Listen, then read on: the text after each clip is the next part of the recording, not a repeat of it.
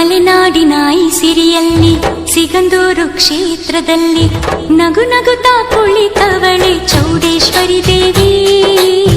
ಅನುದಿನವೂ ಹರಸವಳೆ ಚೌಡೇಶ್ವರಿ ದೇವಿ. ನಮ್ಮ ಅನುಕ್ಷಣವೂ ಕಾಯುತ್ತ ಕುಳಿತವಳೆ.